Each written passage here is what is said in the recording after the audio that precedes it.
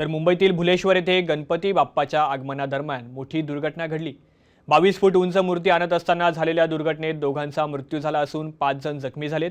भायखळ्याहून नेली जाणारी ही मूर्ती मंडपपासून 50 मीटर आधी समतोल बिघडल्याने दुर्घटना झाली। या घटनेमुळे परिसरात शोककळा पसरली।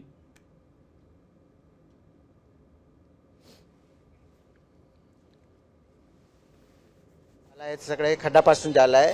रोड लेवल नाही। बीएमसीच्या गणपतीच्या अगोदर ते लोक रोडचं लेवलिंग करते, त्या लोकांनी यावर्षी लेवलिंग केलाच नाही। ते गड्डा मोठ्यापासून ते मूर्तीचा हालकडोलक झाली आणि मूर्ती पडली। रात्री 10-10:30 आम्हाला फोन आला आणि सांगितलं की असं दुर्दैवी मृत्यू झालाय गणपतीच्या आगमना टायमाला।